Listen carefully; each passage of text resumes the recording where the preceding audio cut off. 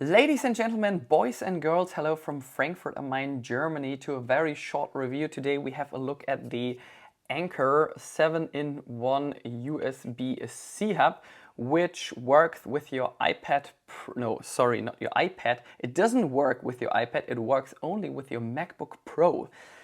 Because I think the MacBook Air doesn't work because it only features one USB-C hub per side, while the MacBook Pros, they have two USB-C hubs at USB-C ports at both sides. So make sure you won't buy this thing for your iPad. At the moment, I'm not doing too many reviews, to be honest, and that's not because of you, that's because I'm renovating this entire space here. As you can see, there's a bunch of stuff behind me. I don't even have the time to clean that up. And sometimes I have to do a video, so this is a sponsored product. That's why I'm doing this review at the moment. The build quality, to be honest, is quite good. It's made of aluminum or metal, doesn't feel cheap at all. There's one LED at the side. Once you have attached this USB-C hub to your MacBook Pro, this little LED will turn white. One thing which triggered me, and that's kind of a summary at the end actually, but it doesn't work if you have a case around your MacBook, which really sucks.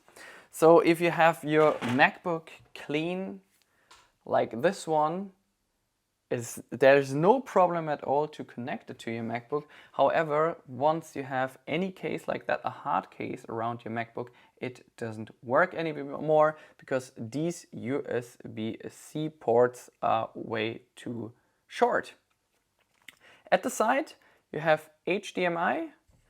On this side, you have one USB-C port to charge your MacBook Pro at the same time while you work on it.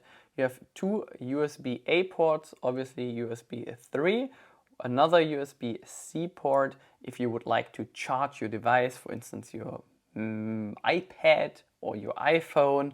If you use the Lightning to USB-C cable, then you have an SD slot, a micro SD slot, and as I said, an HDMI port.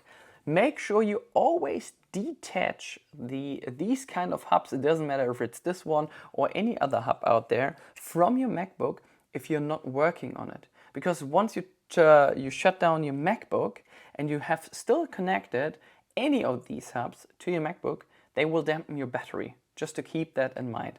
And now I will do some simple stuff. I will try to transfer some files, connect a hard drive maybe, and we check out together how long that will take. Enjoy. By the way, it's available for about 50 bucks. As you can see, it almost has the same color as my MacBook Pro. It's in space gray. So everyone, that's my MacBook Pro 16 inches 2020.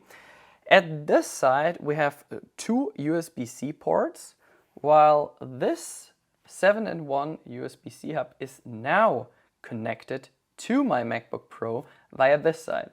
I'm charging it with a third-party cable which delivers 100 watts, which is even better once you try to edit, if you try to do video editing while Photoshop and Lightroom are opened at the same time. Sometimes cheaper USB-C cables won't charge your MacBook or charge it really slow while you do a lot on your MacBook, for instance video editing. So this USB-C hub is now connected. I have attached a micro SD card, so an SD card, and an external hard drive, which is the Lazy 5 terabyte. Let me have a look here very quick. So here are some GoPro files. Let's see, this one here has a size of 4 GB, and I'm trying to look now how long it will take to copy it from this micro SD card onto my MacBook Pro. And I started the process already, and it will probably take 30 to 40 seconds. So if you're a drone driver, if you have a GoPro and you don't want to carry too many adapters with you, that might be a good option for you. So here is the SD card from my Canon EOS R. I will select now some RAW files. Here's a folder which I created. I will delete the content of it. And I'm now copying these files from the SD card into this folder. And let's see how long that will take. It's 1.78 gigabytes, roughly 55 files, and it will take roughly 20 seconds. Let's head over to the Lacy 5 terabyte, which is not an SSD. It's just connected via a USB-C cable. And I looked for this folder. It's 850 megabytes big. And it's already here. Let's delete this one. Let's delete these two files. And if I paste this folder onto my desktop, it will take 10 seconds or even less with this external hard drive connected to my MacBook. Here's another example. At the moment, I'm copying 99.15 gigabytes using this USB-C hub onto this hard drive, and it will roughly take 20 minutes. So now, just to give you a rough idea what you can do with it, how fast you can transfer files, I didn't have any problems at all, even with larger RAW files or video files. It's a really fast USB-C hub. Problem is, as I told you at the beginning, if you have such a case around your MacBook, this one is completely useless because the ports are too short. If you don't use any of these cases, get this hub. It's a pretty cool option because I'm charging the MacBook at the same time. I have connected two SD cards, which is great because otherwise you need multiple hubs at once and they will block your USB-C ports.